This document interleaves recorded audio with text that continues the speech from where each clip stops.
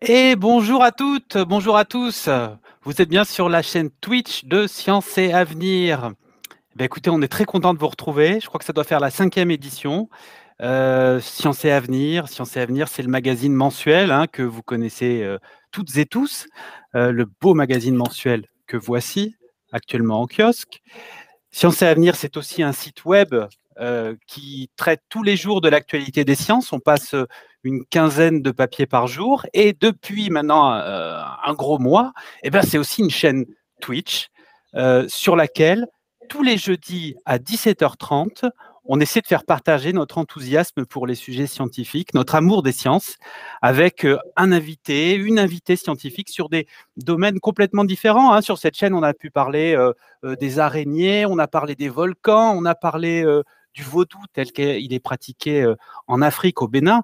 Vous êtes au courant parce que vous êtes déjà plein à nous suivre. La chaîne est affiliée maintenant sur Twitch, ce qui veut dire que vous pouvez faire des subs, vous pouvez faire des cheers, et là, vous êtes déjà plein.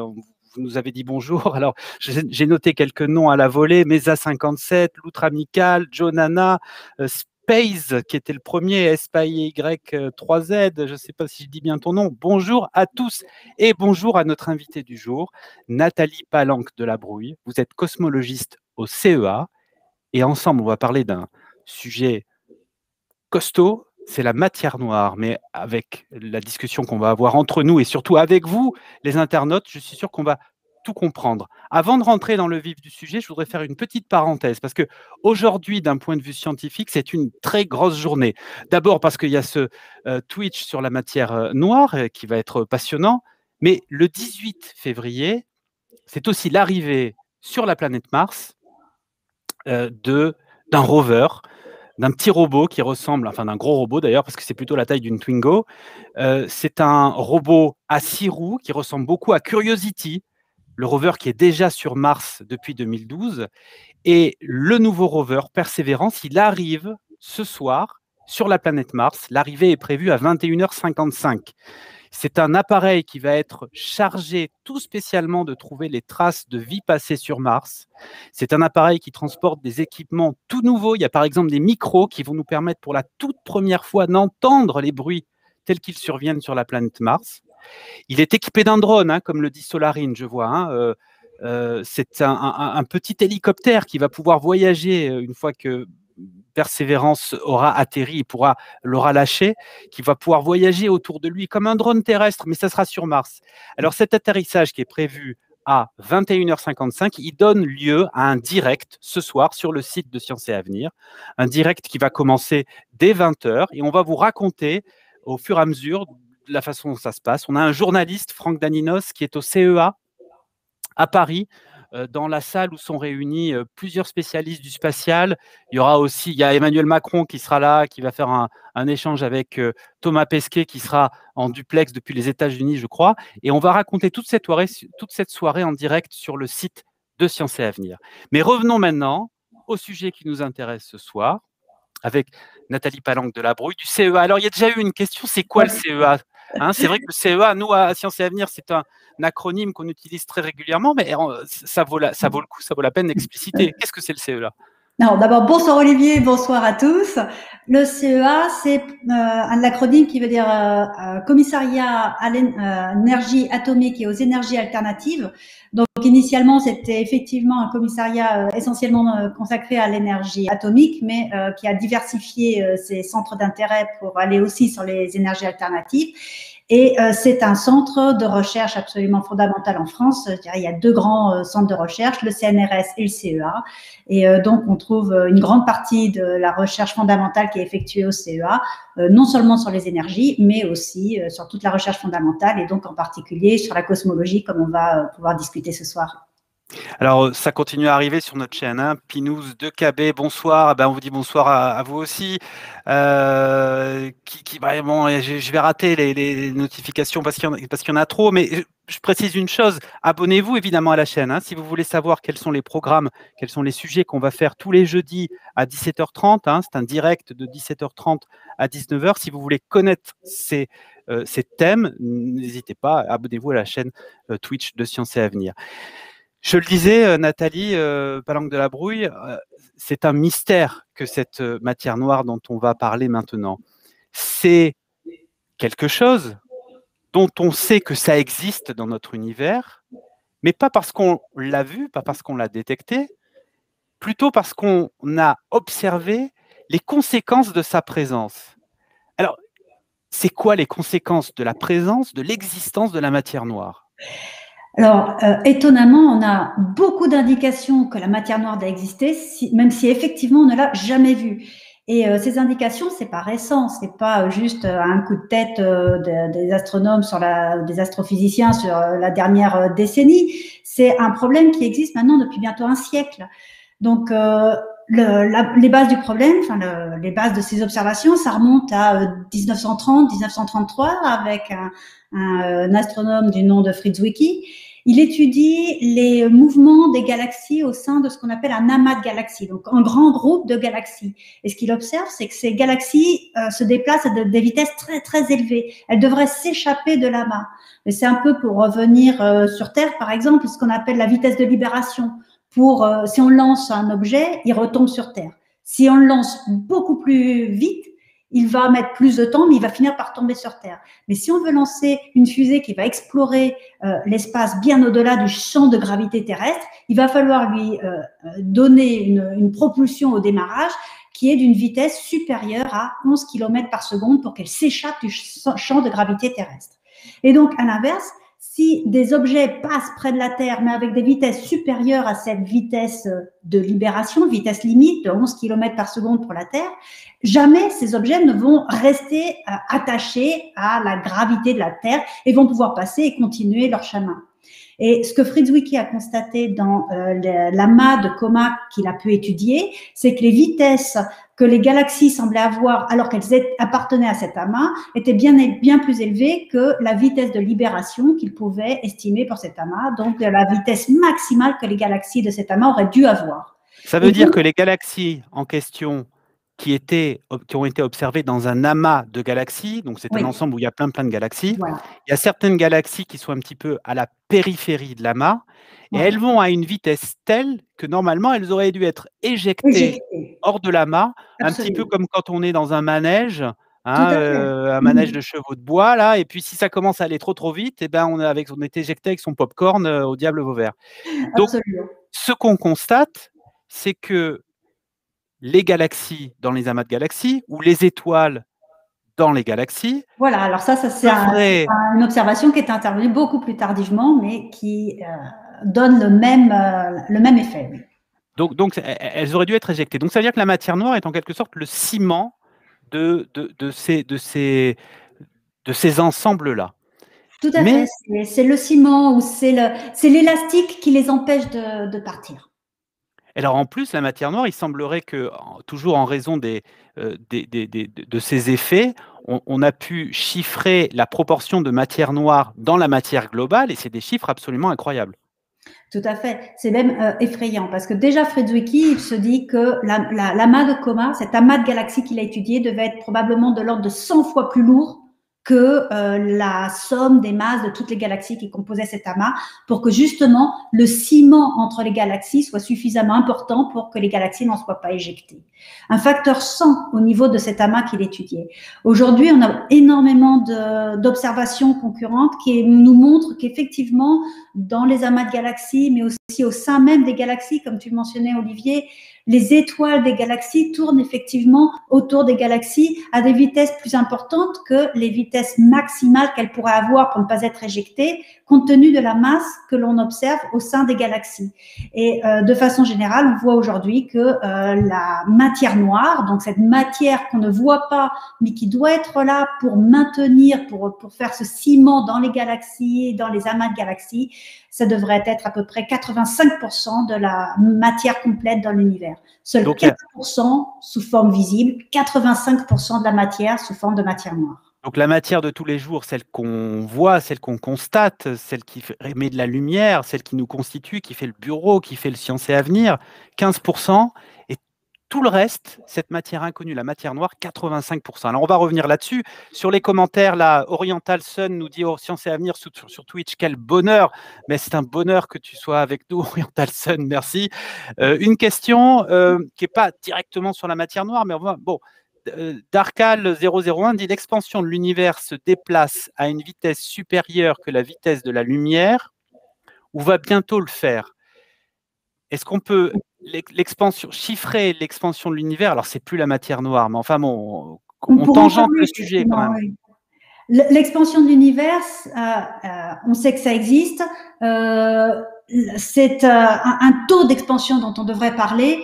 Il y a effectivement des objets dans l'univers qui subissent un taux d'expansion qui sont à des vitesses supérieures à la vitesse de la lumière. Mais ce n'est pas un problème parce qu'il n'y a pas d'échange d'informations. C'est l'espace qui se dilue à des taux qui peuvent effectivement excéder la vitesse de la lumière au-delà de notre horizon. Ça ne pose pas de problème. Mais je pense qu'il y a des tas de questions autour de l'expansion sur lesquelles on pourra revenir avec un sujet au-delà de la matière noire qu'on pourra aborder tout à l'heure, comme l'énergie noire, entre autres. Qui est l'énergie noire. Hein.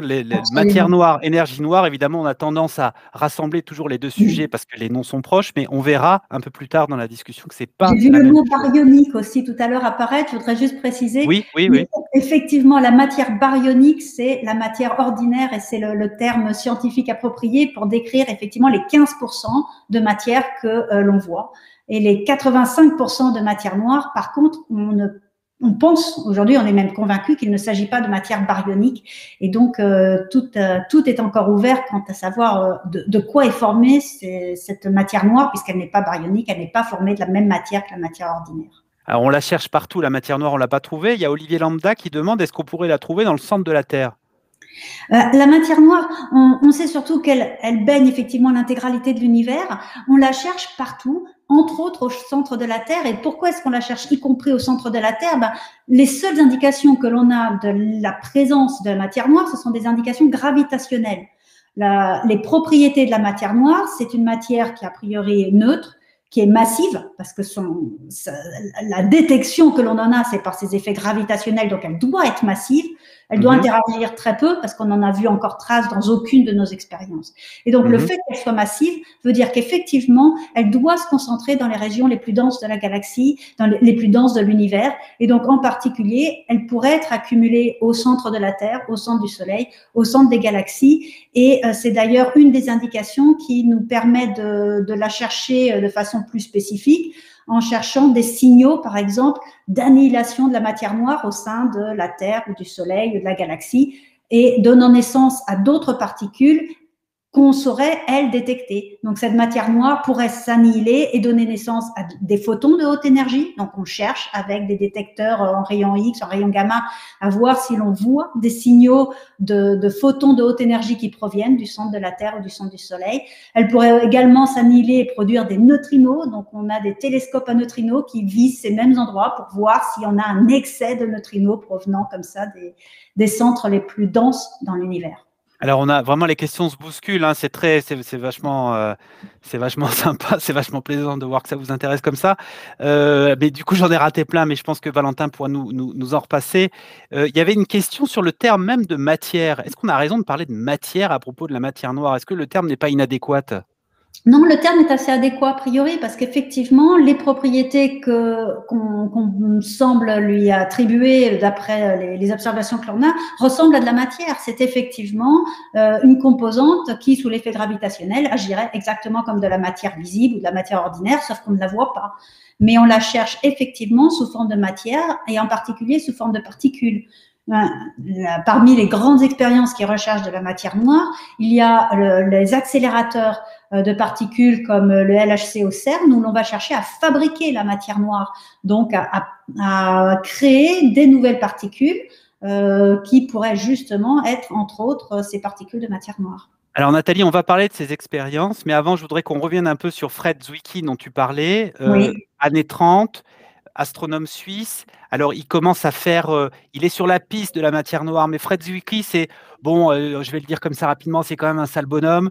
Ouais, Et alors, il disait, par exemple, je crois, j'en avais parlé avec toi à une occasion, il disait, de tous ses collègues, il disait c'est des crétins Ils sont sphériques. des idiots sphériques ou des crétins sphériques, effectivement. Il avait, voilà, Et pourquoi? Mais il avait un comment? caractère C'est quand quoi même un assez idiot sphérique? C'est quoi un détestable. idiot sphérique? Voilà, alors ses collègues qui étaient choqués, enfin c'est ce que prétend la rumeur par cette façon de se faire appeler de crétin ou d'idiot sphérique, ils disaient pourquoi sphérique?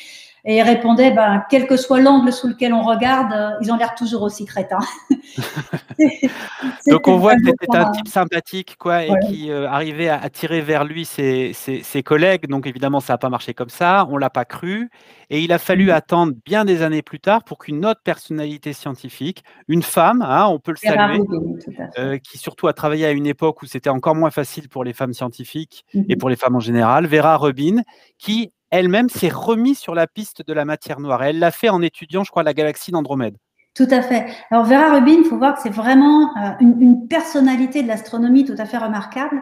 Elle a cherché à se mettre dans un domaine dans lequel il y avait très très peu de femmes. C'est d'ailleurs, elle a fait sa thèse en étudiant des étoiles, les vitesses de rotation des étoiles dans la galaxie d'Andromède depuis le Mont Palomar, donc un télescope dans lequel il n'y avait même pas de toilettes prévues pour les femmes, et elle a décidé de faire néanmoins ses observations à partir de ce télescope. Elle a créé ses propres facilities, comme on dit, pour avoir ses locaux pour elle. Elle Oui, il a n'y avait même pas de vraiment, toilette, quoi. Il n'y avait pas de non, toilette il n'y pour les avait même femmes. pas de toilette. Enfin, elle a vraiment, elle s'est imposée. C'est une des premières femmes astronomes. C'était la première à observer au Mont Palomar.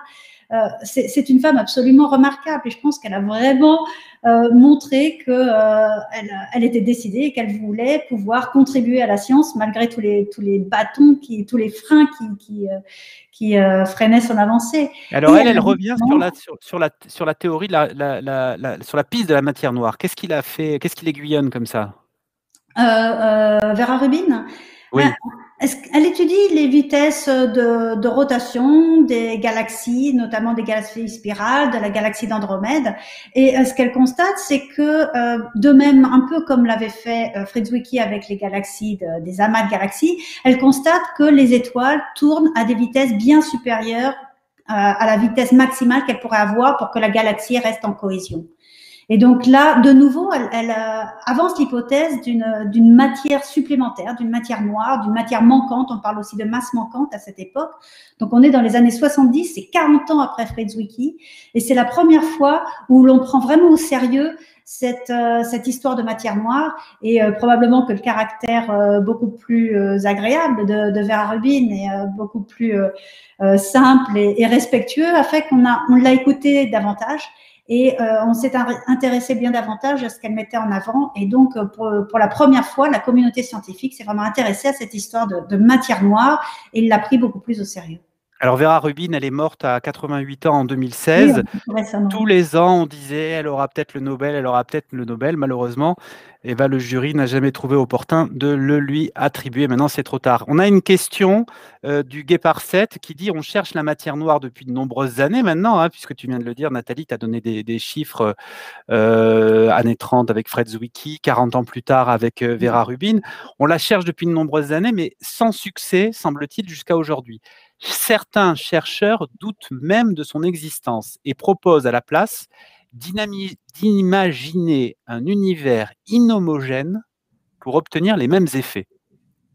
Alors là, on rentre un peu dans les théories alternatives. Je ne sais pas si on peut on en dit un mot tout de suite. Ben, effectivement, il y a toujours deux approches, et c'est très très sain d'avoir même plusieurs approches, parce que avoir une idée fixe, ça ne fait pas vraiment avancer la science, surtout quand on n'arrive pas à conclure. Donc, cette hypothèse de la matière noire, on le voit, c'est une hypothèse qui intervient en raison de ses effets gravitationnels, mais on n'a aucune observation de matière noire. On la cherche par différents axes, mais aujourd'hui, on n'a pas encore de résultats probants et qui nous montrent que la matière noire existe vraiment.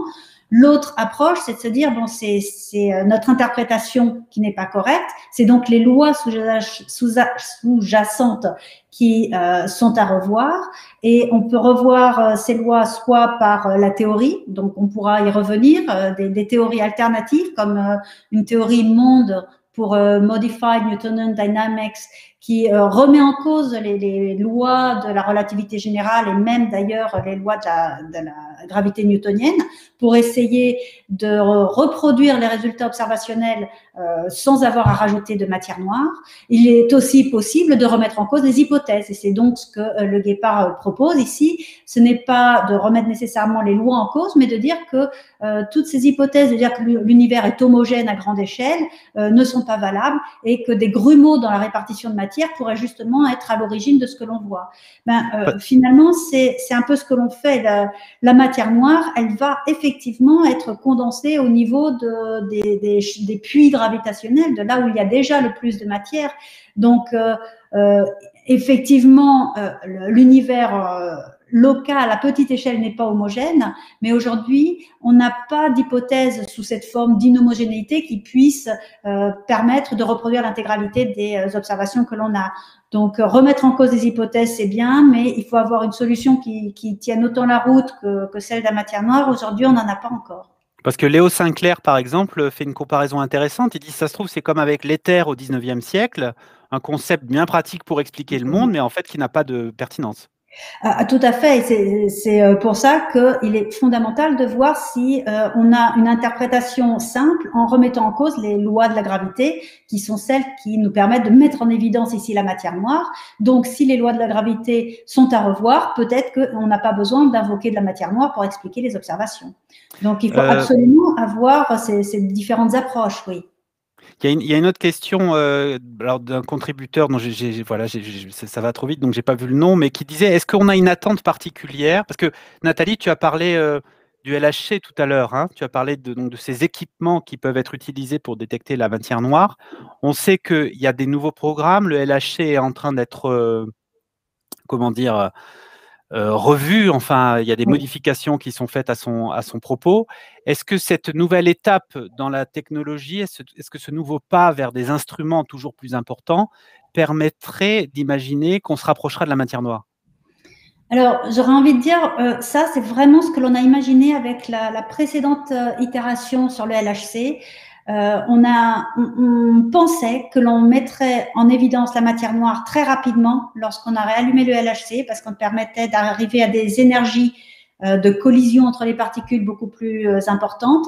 Et on avait quand même un candidat vraiment favori pour expliquer la matière noire, donc justement une particule qui avait les trois propriétés que l'on recherchait, être neutre, être massive et interagir très faiblement.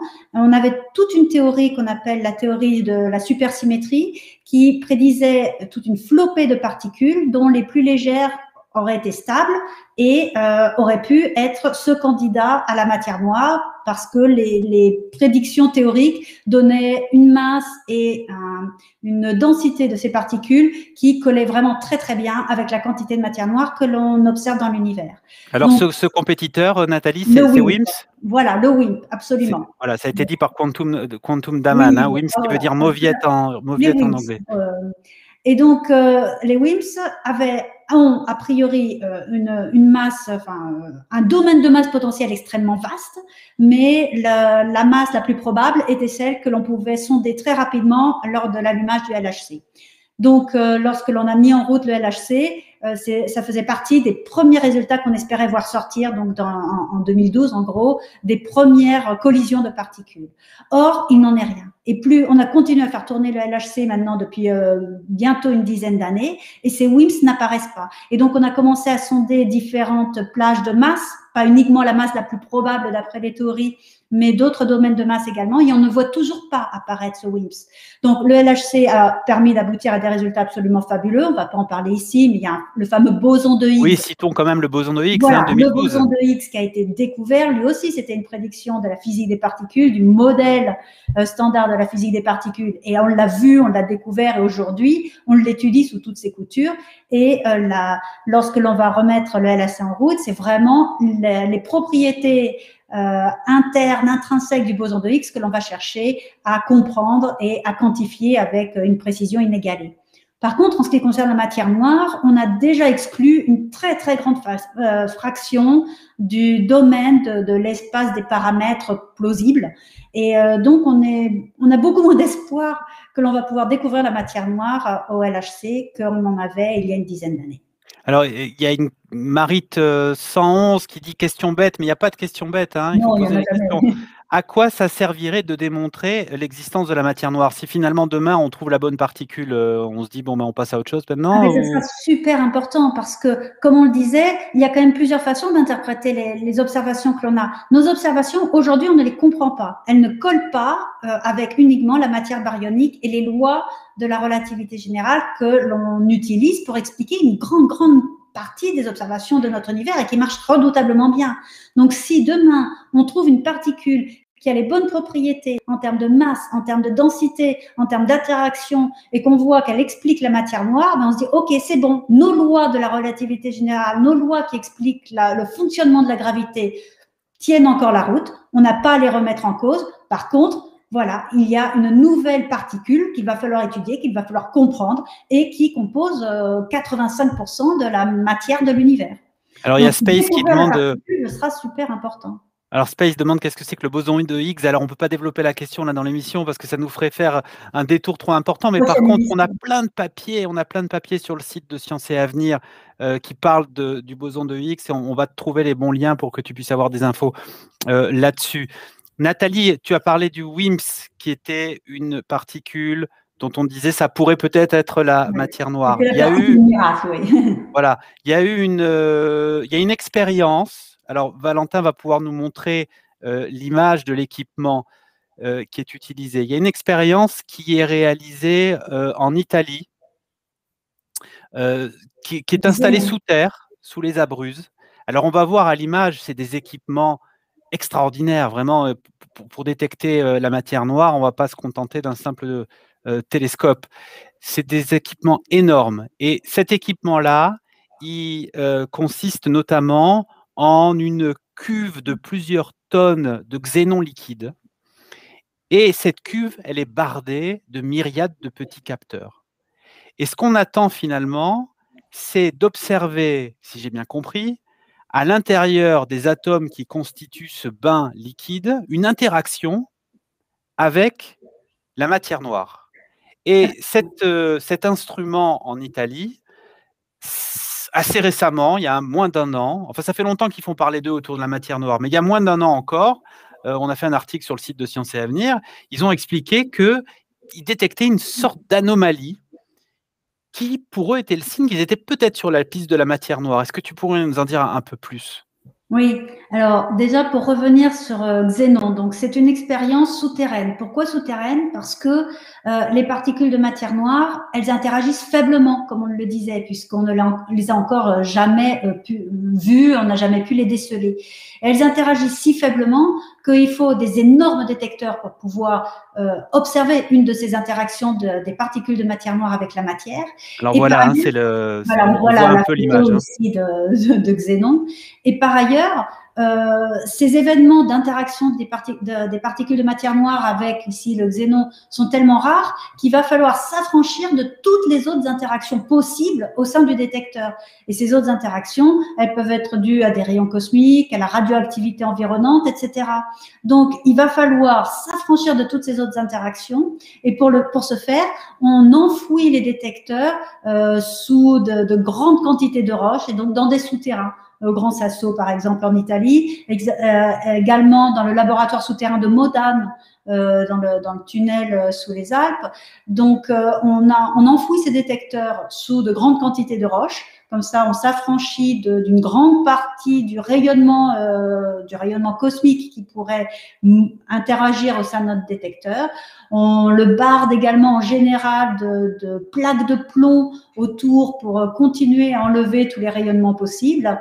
Et ensuite, on va aller chercher ces rares événements qui pourraient être la signature d'une interaction d'une particule de matière noire. Et donc, Xénon est un détecteur qui a été initialement conçu pour aller détecter des WIMPs, les interactions des WIMPs au sein de ce détecteur. On a d'autres détecteurs avec des procédés différents, mais qui sont également consacrés à cette recherche de matière noire. De signal correspondant à l'interaction d'un WIMPs, rebelote, on n'en a pas trouvé. On n'a pas réussi à en produire au sein du LHC, on n'a pas réussi à en détecter au sein de ces détecteurs dédiés comme Xenon ou Edelweiss, qui est une expérience française comparable. Et par contre, autant on n'a pas pu détecter d'événements qui correspondaient à ce que l'on recherchait pour une interaction de WIMPs, par contre, dans les plus basses énergies, Xenon Hinton a publié il y a quelques mois un excès d'événements par rapport à ce qu'ils attendaient. Alors, dans le jargon, on dit par rapport au bruit de fond, c'est-à-dire justement à ces résidus d'interaction qui proviennent des rayons cosmiques, de la radioactivité environnante, d'autres signaux au sein du détecteur qu'on n'arrive pas à enlever. Alors, plus on va vers les basses énergies, plus c'est difficile, parce que il y a des tas de phénomènes de radioactivité qui vont contribuer dans cette région d'énergie, mais d'après leurs calculs, ils observent un excès d'événements par rapport à ce qui avait été prévu. Et donc là, il y a toute une excitation. D'où vient cet excès d'événements? Est-ce que c'est enfin la matière noire? Elle n'est pas là où on la cherchait, mais on la voit donc dans ce domaine d'énergie. Et les interprétations les plus plausibles aux résultats qu'ils ont observés sont de trois ordres. Un signal provenant d'une nouvelle particule qu'on appelle l'action. Alors là, c'est bingo. Alors là, ce serait bingo, oui et non. L'action, c'est aussi une particule que l'on recherche parce que c'est une particule dont on a invoqué l'existence pour résoudre des problèmes de symétrie dans l'interaction forte. Donc, en physique des particules, dans la théorie du modèle standard de la physique des particules, on recherche… Tu ris parce que tu vois le commentaire de Jolbert qui j'adore ton crâne. Moi, je l'adore aussi, mon crâne. Donc, vous pouvez, on va se faire un… Je crois qu'on peut avoir des smileys spéciaux parce qu'on est affiliés. On va faire des smileys en forme de crâne de scientifique. En fait, si tu disais c'était l'action, ce serait bingo, mais pas que bingo. Alors voilà, ce serait bingo parce qu'on cherche des actions pour expliquer ce phénomène, ce problème en physique des particules qui est un problème de symétrie dans l'interaction forte. Ceci dit, pour que l'action soit la matière noire, il faut qu'il soit dans un certain domaine de masse parce qu'une fois de plus, la matière noire, il faut une masse et une densité. Or, l'action qui va pouvoir résoudre le problème de l'interaction forte, il devrait avoir une masse beaucoup plus faible que celle que l'on peut détecter dans un détecteur comme Xenon Hinton. Donc, l'action, si c'est lui qui explique l'excès d'événements qui a été détecté, ce n'est pas une action qui permettrait de résoudre le problème de la matière noire simultanément. Donc, c'est bingo dans la mesure où c'est une particule que l'on recherche et ce sera absolument fondamental de pouvoir la détecter et l'observer. Par contre, ça ne résout pas le problème de la matière noire puisque la propriété en termes de masse n'est pas celle que l'on recherche, mais celle que l'on a besoin pour expliquer la matière noire. Donc, ça, c'est une des interprétations. Une deuxième interprétation, ce serait que le signal proviendrait de neutrinos, mais avec des propriétés exotiques, des propriétés qui ne sont pas celles d'un neutrino ordinaire. Ou enfin, troisième hypothèse, et là, c'est toujours décevant, mais c'est malheureusement souvent la réalité, c'est que ce signal proviendrait d'un bruit de fond sous-estimé. Et en particulier, l'interprétation qui est mise en avant ici, c'est la possibilité d'avoir de la radioactivité provenant de la désintégration radioactive du tritium au sein du détecteur et qui n'avait pas été prise en compte au départ parce qu'on pensait qu'elle serait négligeable et qui pourrait potentiellement expliquer cet excès de signal aux basses énergies telles que Xenon l'a observé. Parce que Nathalie, c'est arrivé plein de fois dans le passé, hein, ces instruments scientifiques qui sont extrêmement sensibles, un TGV qui passe parce qu'on a construit bizarrement pas très très loin d'une voie ferrée. Je sais pas, il y a eu des histoires aussi de fours à micro-ondes dans des laboratoires qui créaient un parasitage. On pensait qu'on était en contact avec les aliens. En fait, c'était le croque-monsieur qui était en train de cramer. Bon, il se passe plein de trucs de cet ordre-là, hein, aussi bête que ça. Mais les instruments sont tellement perfectionnés qu'ils sont ultra sensibles. Par exemple, justement, dans des OLHC ou dans ces détecteurs, on est sensible aux effets de marée. Alors que ces détecteurs sont sous les Alpes, on voit les effets de marée de l'océan Atlantique. Donc, ce sont des effets qui paraissent complètement insignifiants et totalement en dessous de tout signal potentiellement détectable, mais que l'on voit au sein de ces instruments parce qu'ils sont ultra perfectionnés et ultra sensibles.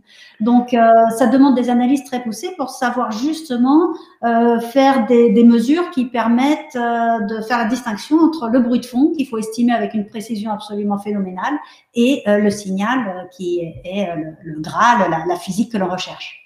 Alors, Nathalie, on va revenir sur les autres postulants au titre de particules de la matière noire, mais on va prendre quand même quelques questions qui sont notamment passées plusieurs fois. Il y a une question liée au CEA qui Oui. dit pourquoi un organisme finalement comme le CEA s'intéresse à la matière noire. Est-ce que, tu l'as dit, le CEA, c'est le commissariat aux énergies. Est-ce que ça veut dire qu'on pourrait utiliser à notre profit la matière noire si on arrivait à mettre la main dessus? Bon, pourquoi pas d'une certaine façon, puisque ça constitue l'essentiel de la matière. Mais je pense que l'intérêt du CEA dans la matière noire, c'est pas dans la matière noire, c'est l'intérêt du CEA pour la recherche fondamentale. Parce que en recherche fondamentale, le but, justement, le but n'est pas d'avoir un but, mais c'est de faire avancer la science. Et en faisant avancer la science, on fait avancer des technologies, on fait avancer des modes de communication. Internet est né grâce justement au CERN et aux besoins des physiciens des particules de pouvoir échanger des quantités de données absolument monumentales et qui ne devaient pas se retrouver uniquement localisées au CERN près de Genève où se trouvait l'expérience. Les physiciens se trouvaient dans le monde entier et il fallait que des flots de données absolument gigantesques puissent être diffusés dans le monde entier pour que des physiciens en dehors du CERN puissent continuer à contribuer à l'évolution de la science. Et donc, le Internet a été inventé par les physiciens des particules pour pouvoir échanger des données. Donc, on voit que la physique fondamentale, faire des avancées en recherche fondamentale, ben, c'est fondamental, c'est absolument indispensable pour faire avancer les systèmes de communication, la technologie, etc. Et donc, le CEA s'intéresse à la recherche fondamentale de façon comme ça, intrinsèque, parce que ça fait avancer les connaissances, et y compris la technologie, mais sans avoir... El Zouzou, là, qui a une formule sympa qui vient de sa prof. Sa prof lui disait la recherche fondamentale d'aujourd'hui et la recherche appliquée de demain. Demain, je trouve ça fantastique, oui. Alors, il y avait une autre question qui est revenue plusieurs fois et qui disait, c'est une question de Solarine, qui disait, je repose ma question, c'est preuve qu'elle l'a posée plusieurs fois, mais on essaye, hein, on est collé au guidon, mais c'est pas facile, mais c'est bien, continuer. Peut-il y avoir un lien entre la distorsion de l'espace-temps due à la matière baryonique au sein des galaxies et la matière noire? C'est calé comme question.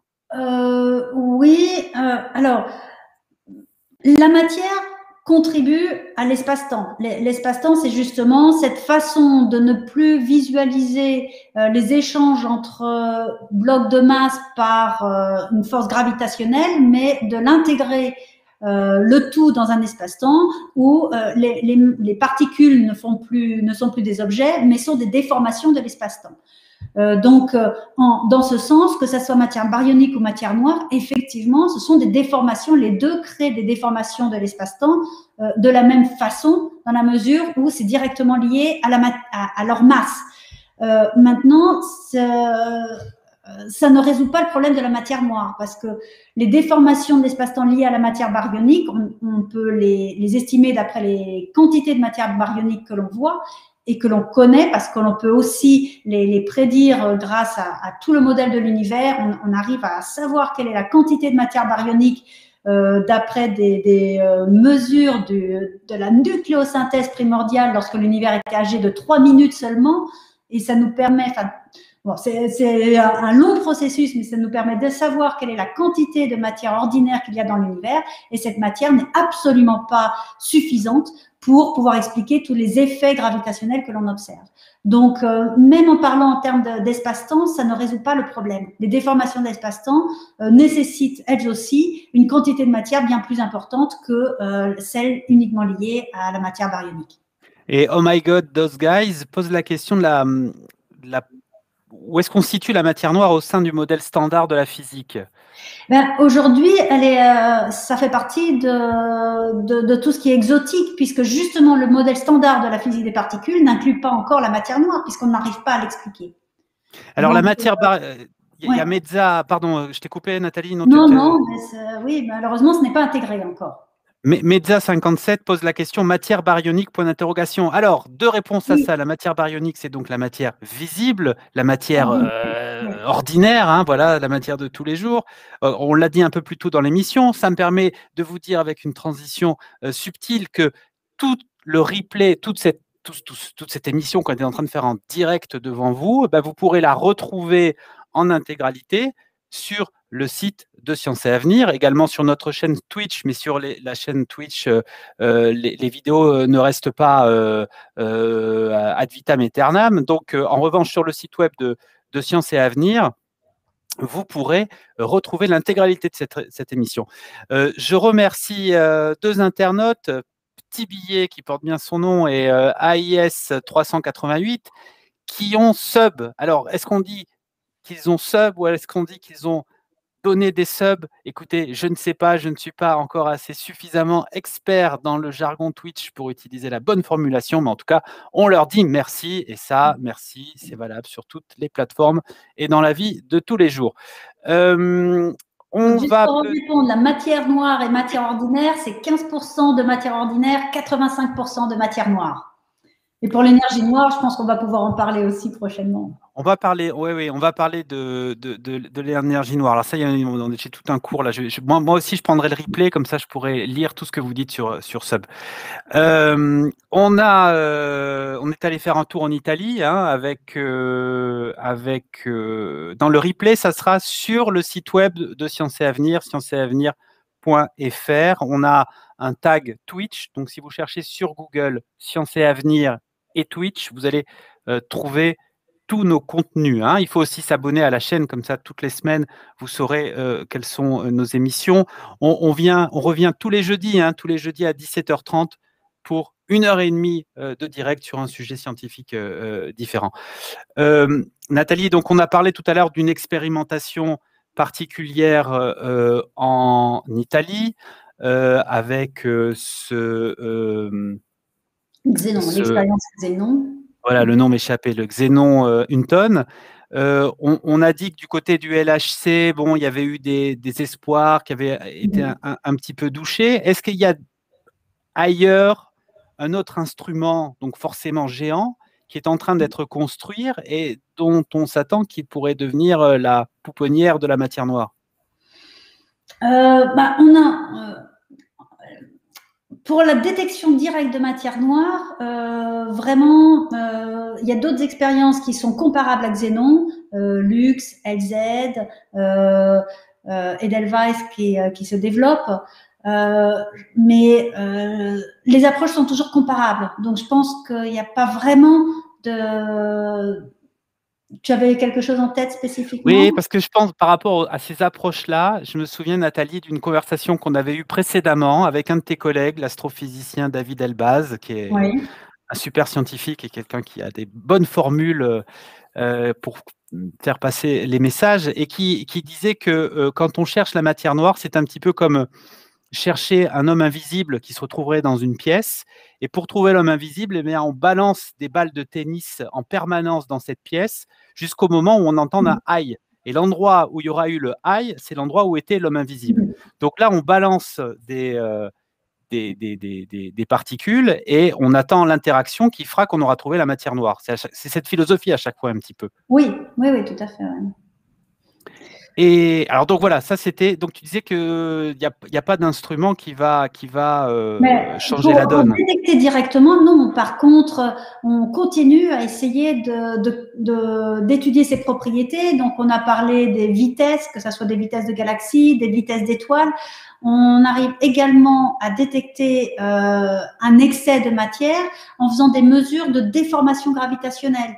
Donc, c'est une approche qui n'a rien à voir avec celles qui ont été présentées encore jusqu'ici, qui sont les lentilles gravitationnelles, où là, ce que l'on fait, c'est qu'on fait des observations sur deux plans, c'est-à-dire qu'on a près de nous un premier plan où se trouvent des grandes concentrations de masse et donc des objets qui vont pouvoir agir comme des loupes gravitationnelles. Et en arrière-plan, on a des galaxies dont l'image va être déformée par la présence au premier plan de ces lentilles gravitationnelles. Et en étudiant les formes de ces galaxies qui ont été justement déformées par la loupe gravitationnelle que constitue l'amas de galaxies en premier plan, on arrive à reconstruire la carte de densité de masse de la loupe gravitationnelle et donc de l'amas de galaxies. Et ces effets de lentilles gravitationnelles, c'est également une technique qui est employée de façon systématique pour aller quantifier la présence de matière noire dans l'univers à différentes distances de nous et également pour aller étudier ses propriétés. Et je pense qu'il va falloir qu'on parle de monde aussi parce que je vois beaucoup de questions. Ouais, on va en parler. Alors, Prophéus, il dit, je comprends rien, mais si tu vas, faut insister, ça va, tout va s'éclairer à un moment. La matière noire fera jaillir la lumière. Valentin va nous montrer une petite vidéo parce qu'il y a quelque chose d'assez étonnant avec la matière noire qu'on n'a pas trouvé. C'est que malgré tout, on sait en faire des cartes. C'est-à-dire qu'on sait dresser des cartes de la présence de la matière noire dans l'univers. Et là, on a Absolument. des images animées. C'est justement par ces effets de lentilles gravitationnelles que je viens de décrire. Donc là, on voit une carte tridimensionnelle de la répartition de la matière noire dans l'univers et que l'on déduit justement de cette déformation de galaxies très lointaines et dont les images n'apparaissent non pas comme des galaxies elliptiques avec des formes régulières comme les galaxies que l'on voit habituellement, mais qui sont déformées en raison de la présence d'une forte concentration de masse près de la ligne de visée, donc près de la trajectoire entre ces galaxies et nous. On pourrait essayer on voit bien qu'elle est gravitationnelle. Elle n'est pas uniformément répartie, elle ne serait pas uniformément répartie dans l'univers. Donc, comment on fait ce genre de carte, dit Loutre Amical? C'est vraiment avec cette technique des lentilles gravitationnelles. Oui, c'est en optique, en faisant des mesures de cartographie de galaxies dans l'univers et en mesurant, en étudiant les déformations de ces galaxies, la déformation provenant d'un effet de loupe qui est associé à la masse des amas de galaxies en avant-plan. Alors, merci à Aiz388 qui a donné un sub à Phonoboz. Alors, attendez, je ferme ma fenêtre de chat parce que sinon je m'y retrouve plus. Sur les équipements, Nathalie, il y a aussi un équipement dont on pensait, en tout cas moi, j'avais pas l'impression que ça pourrait un jour avoir des incidences sur la détection de la matière noire. C'est un satellite qui s'appelle Gaia, qui a été envoyé dans l'espace il y a déjà plusieurs années, puisque c'était en 2013. Donc Gaia, maintenant, il se trouve à 1,5 million de kilomètres de la Terre.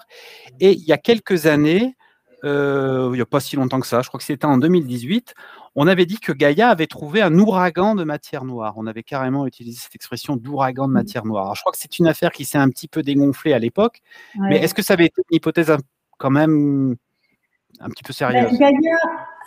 Gaia fait des mesures de mouvement propre et donc en fait fait la cartographie tridimensionnelle de la galaxie en arrivant en mesurant les parallaxes des étoiles. Ça nous permet de déterminer la distance de ces étoiles. Donc en fait, ça nous fait une cartographie de toutes les étoiles qui nous environnent, mais comme Gaia a une précision, une sensibilité très très fine, la carte des étoiles qui nous environnent s'étend à une fraction très conséquente de notre galaxie. Donc en fait, Gaia arrive à faire des mesures de la répartition des étoiles au sein de notre galaxie. Donc Gaia permet ainsi de reconstruire toutes les épaisseurs de notre galaxie et donc justement d'avoir une mesure de la forme exacte de notre galaxie, par conséquent de la distribution de matière de notre galaxie et en associant avec les mesures de vitesse des rotations justement à revoir quelle est la fraction de matière noire qui est nécessaire au sein de notre galaxie. Mais aujourd'hui, c'est voilà, il n'y a pas de grosse surprise au niveau de notre propre galaxie. Elle contient également un halo de matière noire comparable à toutes les galaxies spirales que l'on observe.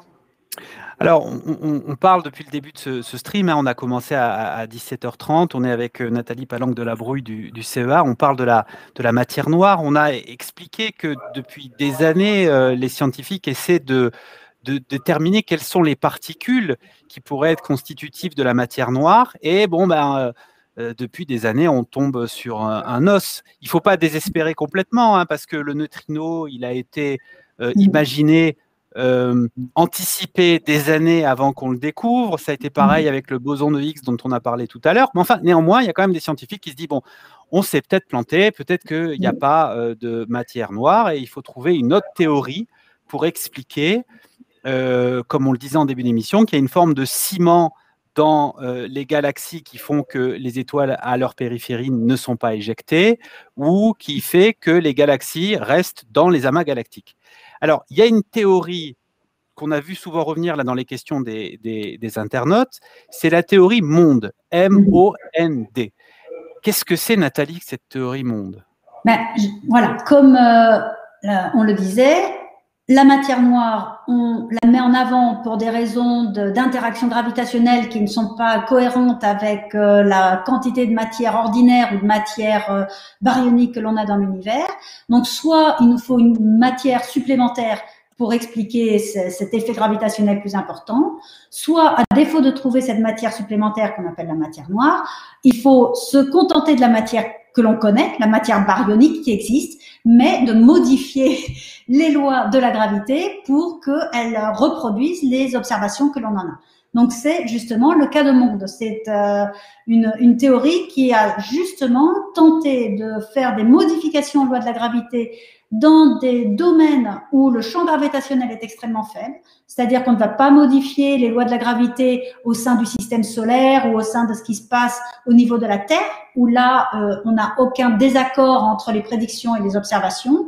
Mais lorsque l'on commence à aller dans des domaines où le champ de gravité est beaucoup plus faible, comme en périphérie des galaxies ou dans des champs d'amas de galaxies, où là, on est à des distances telles que le champ de gravité des galaxies centrales devient extrêmement faible, on pourrait s'imaginer que la théorie newtonienne, ou même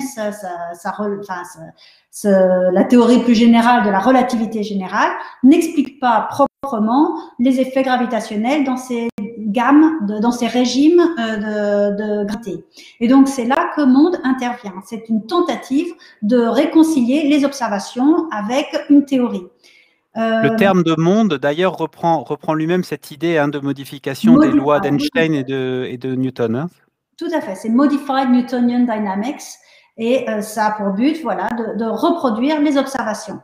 Alors, monde a un certain nombre de succès et notamment arrive à reproduire les courbes de rotation d'une grande majorité des galaxies spirales. Donc, ces observations qu'avait obtenues Vera Rubin dans les années 70, comme on le disait, sur les vitesses à laquelle les étoiles tournent en périphérie des galaxies spirales, monde, avec des modifications assez simples, arrive à retrouver les vitesses comme celles qui sont observées.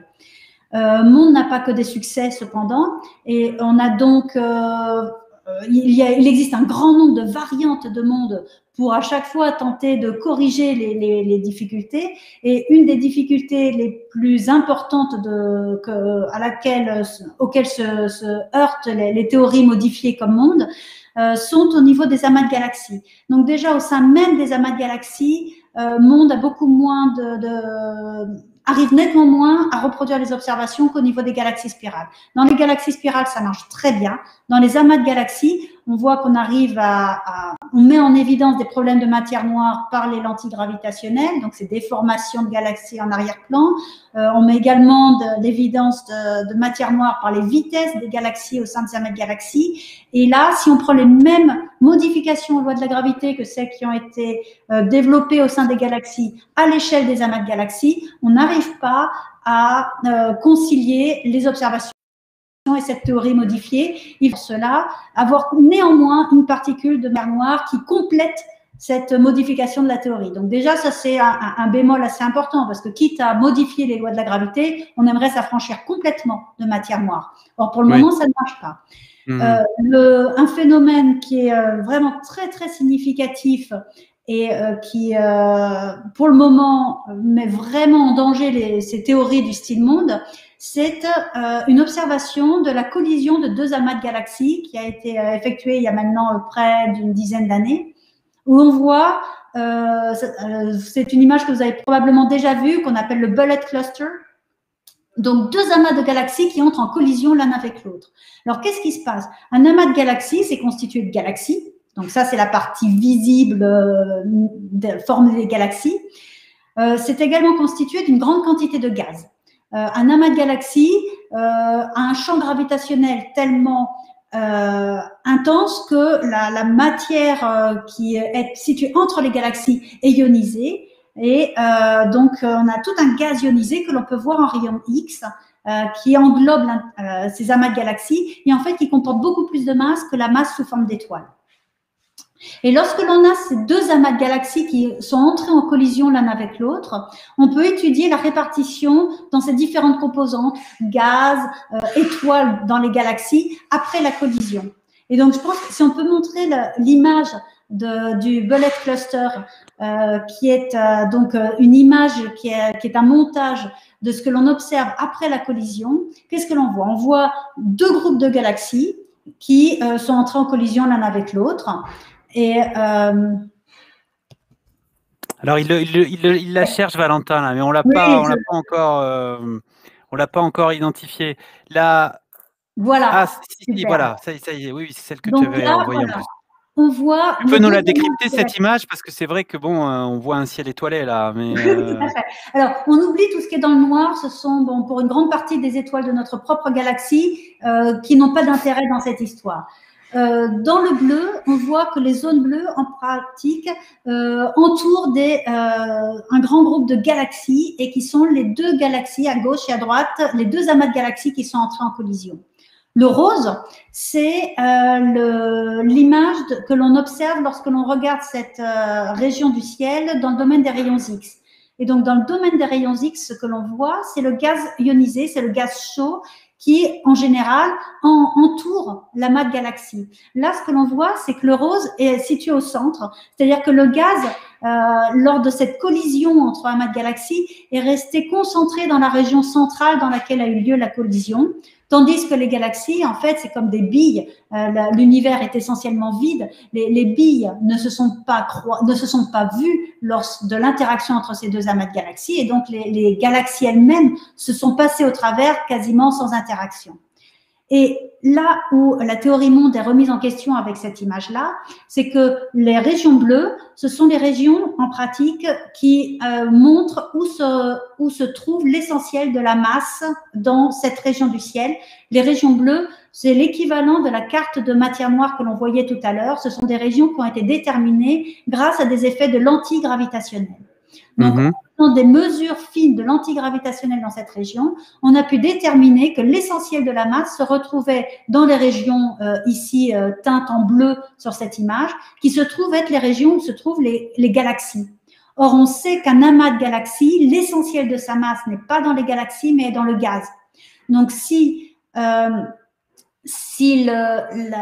l'explication à tous ces effets de déformation, enfin de désaccord entre observation et régime gravitationnel trouve une explication dans des modifications aux lois de la gravité, il n'empêche que des modifications des lois de la gravité continuent à avoir l'essentiel de la gravité là où il y a l'essentiel de la masse. Et donc, monde devrait néanmoins retrouver l'essentiel de la masse là où est la masse, c'est-à-dire là où il y a le gaz. Or, ce que l'on voit ici, c'est que l'essentiel de la masse est concentrée dans les régions où il y a les galaxies, ce qui veut dire que l'essentiel de la masse, on sait qu'elle n'est pas dans les galaxies, donc ça veut dire qu'elle est dans une composante qui n'est pas visible sur cette image, mais qui est répartie au même endroit que les galaxies. Or, les galaxies, je vous ai dit, ce sont comme des billes dans un espace immense. Les billes ne se sont pas vues, elles se sont passées au travers sans se voir. Enfin, c'est-à-dire vous avez jeté 5 billes d'un côté, 6 billes de l'autre dans un grand volume. Les billes ont traversé la région de la collision sans interagir. La matière noire, je vous disais, interagit extrêmement peu. Donc la matière noire, si effectivement un amas de galaxies est essentiellement constitué de matière noire, c'est le fameux prorata 15% matière visible, 80% de matière noire, la matière noire, elle aussi, n'a pas interagi, donc se retrouve là où sont les galaxies. Et donc, le fait que l'essentiel de la masse se retrouve là où il y a les galaxies, et donc là où on pense qu'il y a également la matière noire, est un coup très très dur pour toutes les théories de modification des lois de la gravité qui, elles, auraient voulu que la masse se retrouve au niveau du gaz et non pas des galaxies. Mais alors, pourtant, si on reparle maintenant de la théorie monde qui date pas d'hier, hein, c'est parce qu'il y a eu une publication scientifique en fin d'année dernière, en décembre 2020, qui était basée, je crois, sur l'observation d'un certain nombre de galaxies et qui faisait bien coller toute l'affaire, quoi, hein, qui permettait de bien expliquer les observations sans avoir recours à l'énergie noire, tant et si bien que, à la matière noire, pardon, j'ai dit l'énergie noire, mais on va en parler après, tant et si bien que certains scientifiques, même à l'occasion de la publication de ce papier scientifique fin 2020, disaient « Moi, je ne croyais pas à la théorie monde, mais maintenant, avec ces nouveaux résultats, j'en suis partisan. » Alors, moi, je suis beaucoup plus mitigée parce que effectivement, ces nouveaux résultats ont permis de mieux coller avec entre les théories mondes et les amas de galaxies, justement avec quand on prend un seul amas de galaxies isolé, où je disais que le monde n'arrivait pas à expliquer les phénomènes sur l'ensemble de l'amas et qu'il fallait continuer à rajouter des particules de matière noire. Là, effectivement, les nouveaux résultats collaient mieux, mais il ne mentionne absolument pas dans cet article le phénomène des collisions entre amas de galaxies, où là, il y a un désaccord flagrant qui n'est toujours pas expliqué par les théories mondes. Et alors, on a une question qui demandait est-ce que la matière noire pourrait provenir de trous noirs que l'on ne voit pas? Alors, ça, c'est intéressant parce qu'effectivement, aujourd'hui, on voit qu'il y a de plus en plus de trous noirs dans l'univers et en particulier, on pense que l'essentiel des galaxies dans l'univers contiennent en leur cœur un trou noir supermassif. Donc, beaucoup plus de trous noirs qu'on ne l'imaginait au départ, mais néanmoins, dans notre propre galaxie, on a aussi un trou noir, il fait à peu près 4 millions de masses solaires. C'est nettement moins que la masse totale de la galaxie, même en composantes visibles. Donc, il y a beaucoup de trous noirs dans l'univers, dans les galaxies, mais dans l'univers de façon générale. Mais aujourd'hui, d'après nos connaissances, les trous noirs ne suffisent pas à expliquer la matière noire, la quantité de matière noire que l'on a dans l'univers. D'accord. Il y avait une question aussi qui est passée tout à l'heure, mais ça fait déjà un moment, mais ça va tellement vite que je l'ai raté quand c'est arrivé, qui posait la question, est-ce qu'il y a un lien entre la matière noire, ou en tout cas un pont qui pourrait être établi entre la matière noire et la physique quantique? Non, pas de façon évidente. Je ne vois pas comment la physique quantique va nous résoudre le problème de la masse manquante. La physique quantique est une part intégrante de la physique des particules. Il n'y a pas de problème matière noire au niveau de la physique quantique. Elle est prise en compte dans tous les modèles de physique des particules et ça ne va pas résoudre notre problème gravitationnel ici, qui est le désaccord entre les champs de gravité et la matière visible que l'on a dans l'univers. Je reviens un instant sur les trous noirs. Ça a un lien aussi avec les... il y avait une théorie, alors on disait que les WIMPs, c'était les mauviettes. Il y avait une théorie autour des machos. Oui, alors les machos, où il y avait l'expérience européenne, enfin française, Eros, qui recherchait aussi les machos. Donc c'était tout un jeu de mots scientifiques, mais en pratique, on parle toujours de la même chose. Il s'agit de Massive Astrophysical Compact Halo Objects. Et Eros, c'était l'expérience de recherche d'objets sombres. Donc, en pratique, qu'est-ce que ces deux expériences, l'une américaine, l'autre française, cherchaient à faire? C'était de se dire, la matière noire, on sait qu'il y en a dans notre propre galaxie, essayons déjà d'identifier la matière noire dans notre galaxie. Et l'hypothèse, c'était que la matière noire soit sous forme d'objets compacts, c'est-à-dire des planètes ou des étoiles avortées qui se trouveraient donc non visibles. Les planètes n'éclairent pas par elles-mêmes, on ne les voit que parce qu'elles réfléchissent la lumière du Soleil. Donc, si des planètes sont situées dans le halo de notre galaxie, en déconnexion de toute étoile, on ne les verrait pas. Et donc, ces deux expériences, Macho et Eros, ont cherché à sonder le halo de notre galaxie à la recherche de ces planètes ou d'étoiles avortées qui ne brilleraient pas davantage. Là aussi, c'est par des effets gravitationnels qu'on a cherché à détecter ces objets, un peu comme les lentilles gravitationnelles dont je parlais tout à l'heure, mais avec des effets beaucoup plus faibles, si faibles qu'au lieu de déformer des objets en arrière-plan, on n'aurait fait que amplifier la lumière de ces objets en arrière-plan, et ces objets, c'était les étoiles des nuages de Magellan. Pour faire ça rapide, la conclusion de ces deux expériences, c'est qu'on a pu utiliser ce phénomène, donc on appelle de micro-lentilles gravitationnelles, pour mettre en évidence des planètes, mais pas du tout en quantité suffisante au niveau du halo de notre galaxie pour pouvoir expliquer la matière noire de notre galaxie. Par contre, ce même principe de micro-lentilles gravitationnelles fait partie des techniques qui sont aujourd'hui utilisées pour aller détecter des planètes, des exoplanètes, donc des planètes autour de d'autres systèmes solaires que les nôtres. Ouh là là, ça c'est un autre sujet, alors, les exoplanètes. Mais on reviendra peut-être à l'occasion d'un autre Twitch. Il faut vous abonner à notre chaîne pour savoir quels seront les sujets dont on parlera les prochaines semaines. Je vous disais, tous les jeudis à 17h30 sur la chaîne Twitch de Sciences et Avenir, il y aura 1h30 de direct sur des sujets scientifiques différents, avec des invités différents. Cette semaine, on est avec Nathalie Palanque de la Brouille, qui est cosmologiste au CEA. Depuis plus d'une heure déjà, on parle de la matière noire. Et tout à l'heure, j'ai fait un lapsus. Au lieu de parler de matière noire, j'ai parlé d'énergie noire. C'était une question qui revient souvent sur le chat depuis le début de cette émission. Parce que vous en voulez toujours plus. On essaie d'expliquer la matière noire, mais vous voulez aussi comprendre l'énergie noire. Alors, moi, en gros, j'avais essayé de catégoriser les deux sujets de la façon suivante. Pour moi, la matière noire, c'est ce qui permettait de faire en sorte que les objets cosmiques restent ensemble. Ça donne de la gravité, ça permet aux étoiles de ne pas être éjectées des galaxies. En revanche, l'énergie sombre, l'énergie noire, c'est ce qui expliquerait au contraire la dispersion, l'étalement. Est-ce que ce distinguo, il est à peu près adéquat? Oui, tout à fait. La matière noire, c'est parce que l'on voit plus de gravité, plus de champ gravitationnel autour des objets massifs qu'on ne peut l'expliquer avec la matière visible. L'énergie noire intervient à toute autre échelle, c'est dans l'expansion de l'univers qui, justement, cette expansion est beaucoup plus importante que celle que l'on ne devrait avoir si l'univers n'était constitué que de matière. Et, parce que Nathalie, l'expansion de l'univers, oui. Bon, c'est quelque chose qui démarre il y a très très longtemps. On sait 14 milliards d'années, oui. Voilà, le Big Bang. Et tout de suite après, il y a cette expansion qui est toujours en cours aujourd'hui. Tout à fait. Et cette expansion, elle avait été modélisée, estimée. Absolument. Et aujourd'hui, avec de nouvelles observations, on se rend compte que ça ne va pas au rythme où ça devrait aller. Tout à fait. Alors, quand tu dis aujourd'hui, c'est depuis 1998. Donc, ça fait maintenant une vingtaine d'années où toute cette modélisation, en fait, c'est le modèle du Big Bang. Tout le modèle du Big Bang nous explique que l'univers est en expansion et on peut modéliser avec une précision absolument inouïe le taux d'expansion que l'on doit avoir depuis le Big Bang, compte tenu justement de la quantité de photons, donc de rayonnement, de matière, qu'elle soit noire ou lumineuse, etc., dans l'univers. On voit que l'expansion de l'univers doit avoir un certain rythme.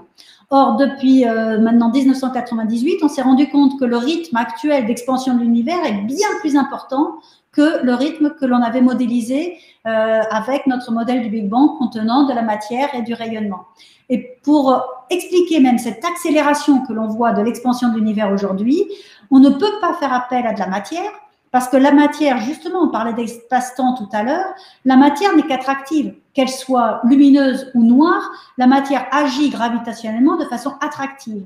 Et si l'on imagine notre espace-temps comme une nappe avec ces billes de matière qui s'attirent les unes les autres, qui seraient cousues dans la nappe, ces billes de matière vont ralentir l'expansion que l'on essaye de donner à cette nappe à cause des effets gravitationnels attractifs. Or, justement, on observe une accélération de l'expansion. La matière ne peut pas expliquer une accélération. Et donc, pour expliquer ce phénomène que l'on a mis en évidence il y a maintenant une vingtaine d'années, on est obligé de faire appel à quelque chose qui n'est pas de la matière. Et c'est pour ça qu'on lui donne un nom différent. Il ne s'agit plus de matière noire, il s'agit d'énergie noire. C'est encore une composante inconnue, d'où ce nom de noir. On a tendance à de qualifier de noir ce que l'on ne connaît pas, mais cette énergie noire n'est pas de la matière noire parce qu'elle provoque une expansion, une accélération de l'expansion de l'univers, alors que la matière ne peut que ralentir l'expansion. Donc, alors Flava énervée pose la question, comment cette accélération elle a été détectée? Alors, on l'a détecté la première fois en utilisant des supernovae dont on pouvait à la fois déterminer la distance et la vitesse de récession, la vitesse à laquelle elle s'éloigne de nous. Et alors, donc, les supernovae, c'est-à-dire des étoiles en fin de vie. Des étoiles en fin de vie, des étoiles qui explosent dans des conditions bien caractéristiques que l'on connaît très bien. Et on connaît la lumière qui a été émise par ces explosions stellaires. Et donc, c'est comme une ampoule de 100 watts, puisqu'on connaît parfaitement le calibrage de ces étoiles en explosion. On peut, en mesurant le flux que l'on perçoit aujourd'hui, en déterminer la distance. Et par ailleurs, on peut mesurer par des effets Doppler la vitesse à laquelle elles s'éloignent de nous. Et donc, on arrive comme ça à mesurer à différentes distances la vitesse de l'expansion de l'univers. Et c'est comme ça que l'on a pu mesurer cette expansion de l'univers et constater qu'on est aujourd'hui dans une phase d'accélération et non pas de ralentissement de l'expansion comme il était attendu d'après le modèle du Big Bang. Et ça, il n'y a pas de controverse scientifique là-dessus? Sur l'observation, non, aucune. Il n'y a pas de doute. Nous sommes dans une phase d'accélération de l'expansion de l'univers. La controverse, une fois de plus, c'est pourquoi est-ce qu'on a encore besoin d'une nouvelle composante que l'on ne voit pas? Donc là, on disait la matière, c'est 15% de matière visible et 85% de matière noire. Si l'on va maintenant à l'échelle au-dessus, c'est-à-dire la matière, ok, c'est une composante, mais il nous faut maintenant aussi parler d'énergie noire. Le camembert de répartition de l'énergie dans l'univers, puisque depuis Einstein, matière et énergie, c'est une composante que l'on peut unifier. Grâce à la célèbre formule E égale mc2. Voilà. L'énergie noire, c'est 70% de la composition de l'univers. Et la matière, l'ensemble de la matière, ce n'est que 30%. 25% de matière noire, 5% de matière visible. Donc, on voit que l'essentiel de l'univers, c'est de l'énergie noire. Alors, cette énergie noire, pour l'expertiser, pour la qualifier, là aussi, il y a des expérimentations qu'on peut citer, des grosses machines, des instruments pharaoniques. Oui, alors depuis cette mise en évidence, donc il y a une vingtaine d'années, les supernovae, c'est une approche, donc on fait des mesures très systématiques de milliers de supernovae, mais on cherche à confirmer ce résultat par d'autres observations, et en particulier, on étudie la composition globale de notre univers à partir de cartes du fond de rayonnement cosmologique, donc c'est des mesures dans le domaine des micro-ondes, qui nous permettent de faire des mesures de l'univers tel qu'il était lorsqu'il était âgé uniquement de 380 000 ans. On fait également des mesures de la répartition des galaxies dans l'univers qui nous permettent également de comprendre comment l'univers a été en expansion au fil des âges, donc sur les 12 derniers milliards d'années. Donc, je rappelle que l'univers a 14 milliards d'années et on arrive à reconstruire toute l'histoire de son expansion sur les derniers 12 milliards d'années. Et on arrive ainsi à faire des mesures qui sont complémentaires les unes des autres et qui nous permettent de retracer tout l'historique de l'expansion de l'univers et donc de confirmer ce premier résultat, mais également d'affiner les propriétés de l'énergie noire et notamment de son évolution à travers les âges. Alors, bonjour à Astraband qui nous dit bonjour par ici. Vous êtes sur la page principale de Twitch. Félicitations. Ben, écoutez, ça nous fait bien plaisir de parler depuis presque 1h30 avec vous de science et de matière noire, ce grand mystère de l'univers qui fait que il y a une cohésion là où les astres pourraient être éjectés de leur galaxie. On ne sait pas ce que c'est la matière noire encore, on le cherche depuis des années, les scientifiques le cherchent depuis des années. Là, on était en train de parler de l'énergie noire qui explique l'expansion de l'univers. Il y a l'accélération de l'expansion. Et justement, Nathalie Palanque de la Bruy, cosmologiste au CEA, il y a un de nos internautes qui nous dit que vous parlez de phase d'accélération. Est-ce que ça veut dire qu'il y a eu une autre phase précédemment? Absolument, c'est une très très très bonne question. Puisque l'on a pu justement reconstruire l'histoire de l'expansion de l'univers, qu'est-ce que l'on a constaté? C'est que pendant pas loin de 7 milliards d'années, cette expansion de l'univers a justement ralenti conformément au modèle du Big Bang où l'univers était essentiellement constitué de matière, tandis que sur les 7 derniers milliards d'années, cette expansion va en accélération, où donc là, on se dit, bah, c'est plus de la matière, il va falloir faire appel à une nouvelle composante qui est l'énergie noire. Alors là, on se prend la tête, on dit, ah là là là là, avant il n'y avait pas d'énergie noire, maintenant il y a de l'énergie noire. Non, faut pas paniquer. La même composition de l'univers en termes d'énergie noire et de matière noire permet d'expliquer ce phénomène global. Pourquoi? Ben parce que si on prend de la matière, lorsque l'univers est en expansion, la matière se dilue. Et donc, si on avait une certaine quantité, ben, par exemple, prenons 3 billes dans un volume d'un verre, voilà, ça nous fait des billes un peu tassées. Maintenant, on verse ces 3 billes dans un pichet à eau qui est 10 fois plus grand que le verre, eh ben, elles auront été diluées d'un facteur 10. Maintenant, on se jette ces 3 billes dans une pièce, on ne les retrouve plus. Et donc, au fur et à mesure de l'expansion de l'univers, la matière se retrouve diluée. Pourquoi est-ce que ce n'est pas le cas de l'énergie noire? Parce que l'énergie noire, on lui donne une propriété, d'après ce que l'on observe, qui est qu'elle a une densité constante indépendamment du volume. C'est la densité de l'énergie noire qui est constante. Et donc, qu'est-ce qui se passe? Au fur et à mesure de l'expansion de l'univers, la matière se trouve diluée, donc elle prend une proportion de plus en plus faible, tandis que l'énergie noire, elle, est créée au fur et à mesure de l'expansion de l'univers puisqu'elle maintient une densité constante. Et donc, au fur et à mesure de l'expansion de l'univers, le volume est de plus en plus important, la matière, elle, contribue de moins en moins, et donc l'énergie noire finit par prendre le dessus. Et quand est-ce qu'elle a pris le dessus? C'est justement il y a à peu près 7 milliards d'années. Et donc, c'est pour ça qu'au départ, l'énergie noire était en quantité infime et l'expansion a pu subir le ralentissement attendu par le modèle du Big Bang naturel, juste en prenant en compte la matière noire, tandis que plus récemment, la matière, elle, s'est retrouvée tellement diluée que c'est l'énergie noire qui commence à dominer, on vient de le dire, 70% aujourd'hui.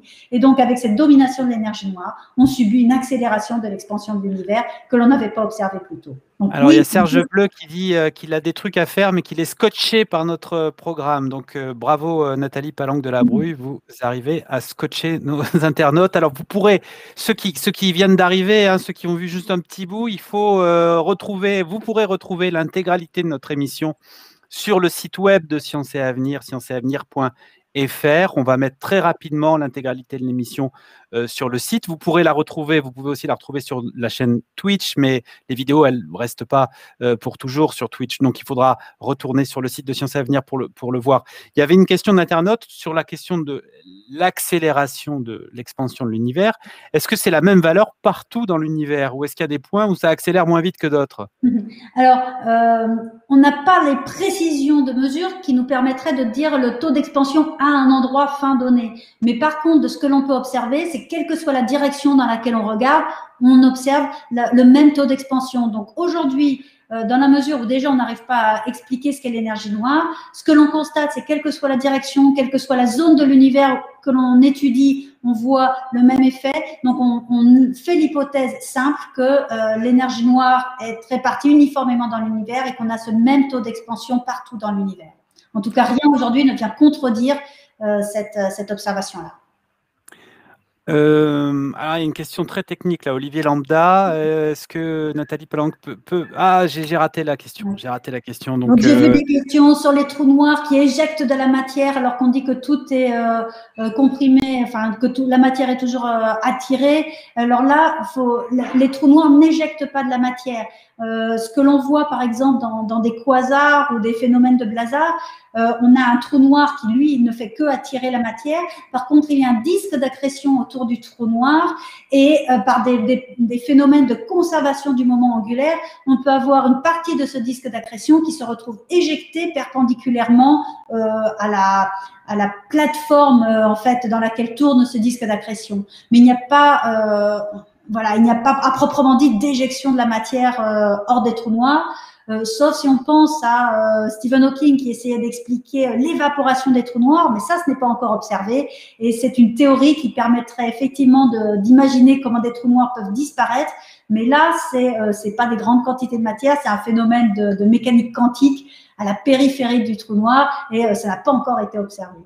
Nathalie, il y a Oriental Sun qui vous demande si vous êtes prise de vertige quelquefois. Est-ce que vous êtes parfois effrayée par ces découvertes?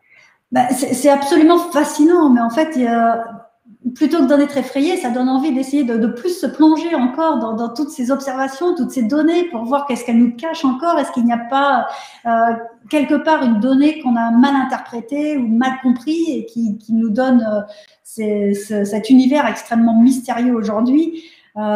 Oui, il y a de quoi en avoir le vertige, mais en même temps, c'est ce qui fait que on n'est pas prêt d'être au chômage. Bon, il y a une expression qui est revenue plusieurs fois. C'était alors il y a la question d'Olivier Lambda qui revient. Donc je reviendrai sur je voulais parler des big boons et big crunch, oui. Qui sont ça revient souvent. Le Big Crunch, oui. Alors, bon, on va essayer de répondre un petit peu aux deux dernières questions, là. Le Big Crunch, Big Rip, c'est qu'est-ce que devient notre univers? Et donc, pendant longtemps, on s'était dit, ça dépend de la quantité, de toute façon, ça dépend de la quantité de matière et d'énergie dans l'univers. Alors, avant 1998, la question était posée de la façon suivante. Est-ce qu'il y a une quantité de matière dans l'univers suffisamment importante pour que le ralentissement de l'expansion fasse qu'à un moment donné, l'expansion va non plus être en expansion, mais revenir en recontraction. Et est-ce que l'univers va se recomprimer et est-ce qu'il aura comme ultime devenir un Big Crunch où toute la matière dans l'univers va se retrouver condensée dans un point parce que la traction gravitationnelle aura fait que l'expansion de l'univers va finalement faire demi-tour et se retrouver en Big Crunch. Ça dépendait de la quantité totale de matière dans l'univers. L'expansion était, et on avait cette possibilité de contraction si la quantité de matière était suffisante et on aurait pu être en expansion éternelle si la quantité de matière était insuffisante. Maintenant, on a un nouveau phénomène, c'est l'énergie noire. On a vu que l'énergie noire, elle va au contraire accélérer l'expansion. Et là, il n'y a plus de retour en arrière possible.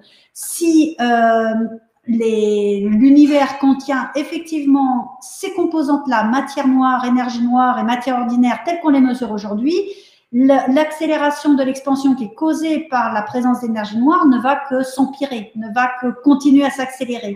Et donc là, on ne se pose même plus la question d'un Big Crunch, c'est impossible. Dans la tournure que semblent prendre les choses aujourd'hui, on s'en va vers un Big Rip, c'est-à-dire effectivement des galaxies qui vont, à un moment donné, s'éloigner de plus en plus les unes des autres, se retrouver éventuellement disloquées si l'énergie noire finit par prendre le dessus, y compris au niveau des champs gravitationnels internes aux galaxies. À un moment donné, c'est la mécanique quantique qui va devoir prendre le dessus lorsqu'on va arriver à des densités beaucoup plus faibles. On va finir par dépasser nos connaissances de la physique, mais effectivement, on ne peut plus avoir de Big Crunch dans la mesure où l'énergie noire semble prendre le dessus de façon irrémédiable. Un commentaire sympa de Ray56120, c'est vraiment fascinant comme elle, c'est-à-dire vous, Nathalie, êtes fascinée par le sujet. Si tous les profs étaient comme ça, les études deviendraient simples. La mission Euclide, c'est un nom qui est revenu aussi assez régulièrement. Je crois que c'est un satellite qui, écoutez, je ne sais plus s'il a été envoyé ou s'il va être envoyé. Pas encore. Dans quelques années. 2022 à peu près. Mission européenne, c'est l'ESA? Oui, c'est une mission européenne, c'est un satellite européen qui a pour but justement d'étudier l'énergie noire avec les effets de l'antigravitationnel, donc ces déformations de galaxies qui nous permettent d'étudier la matière noire, mais également l'expansion de l'univers.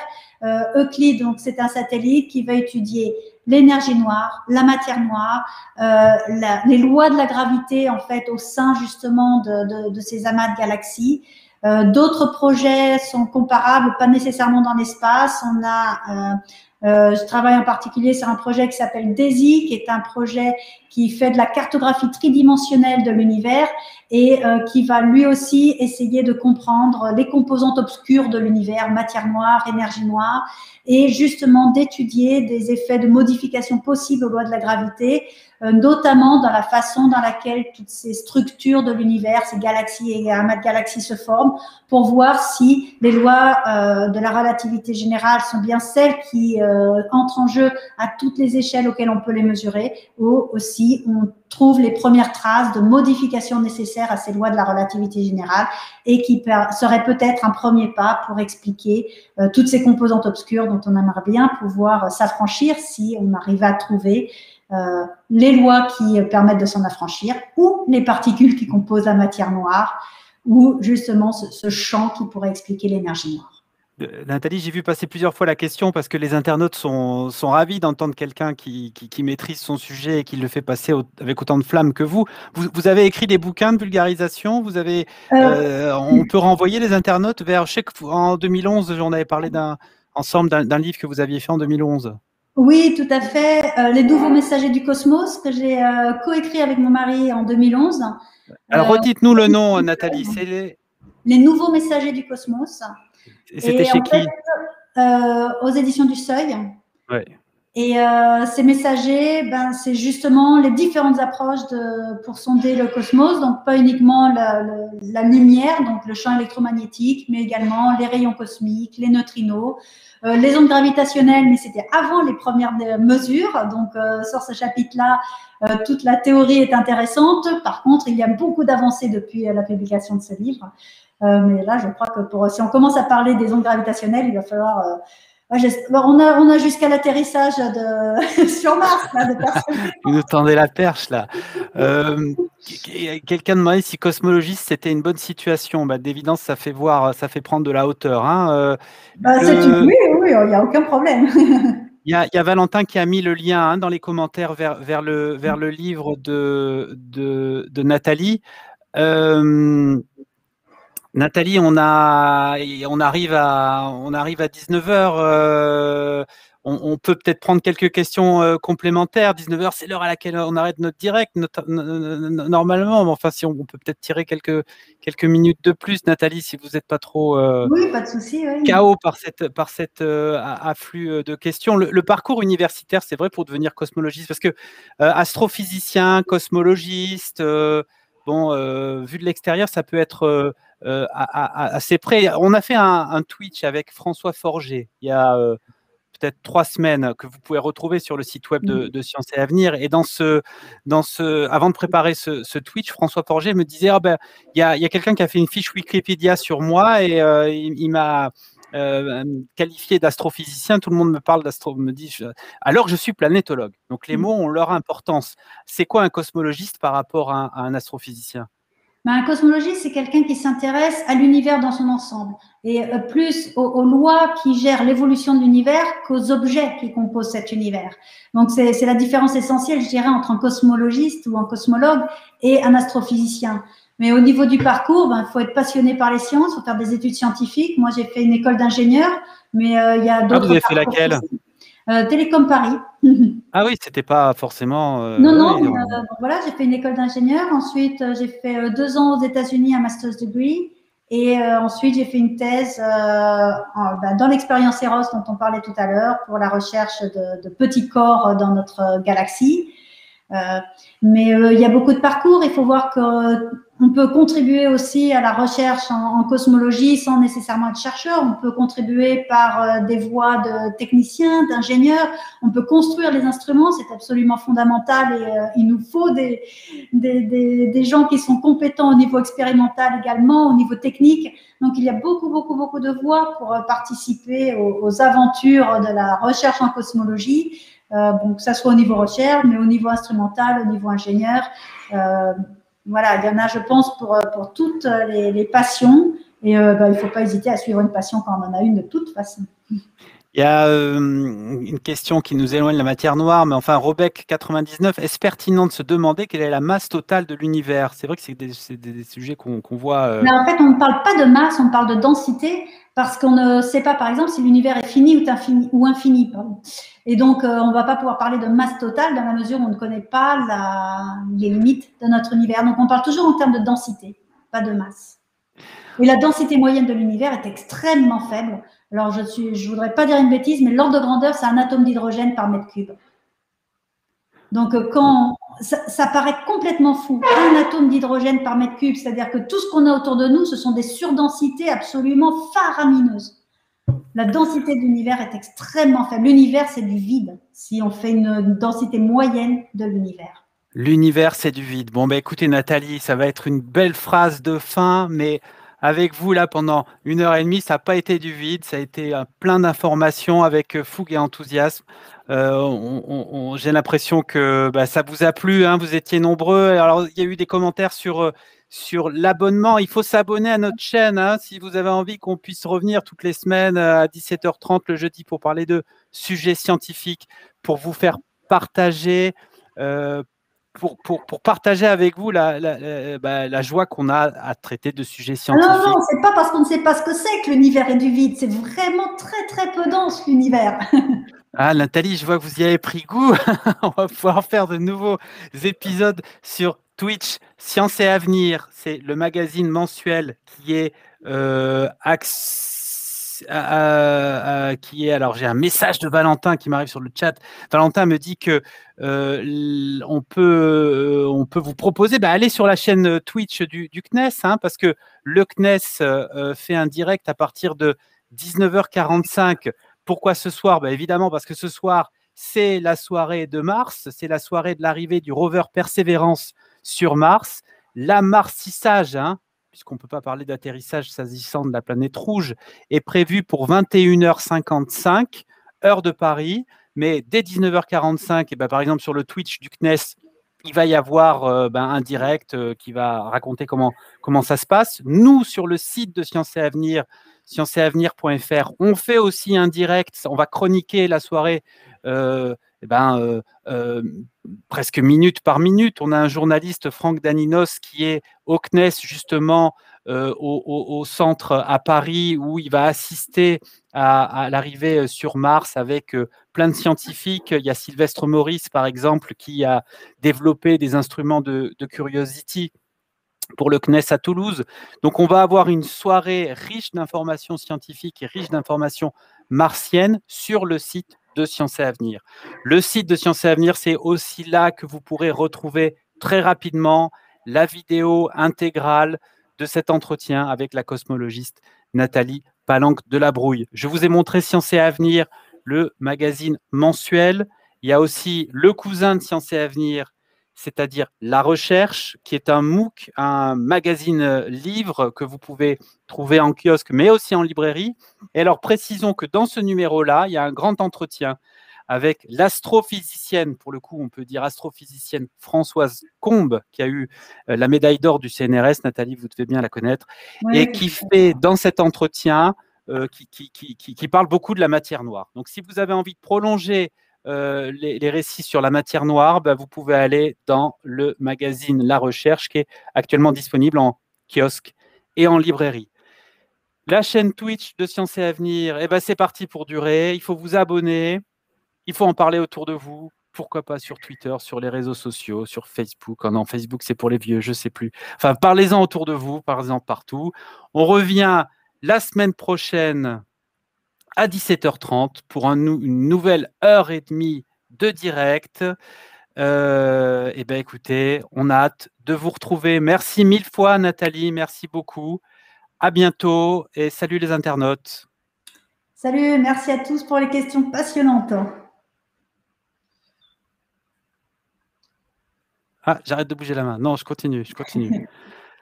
Allez, je me laisse.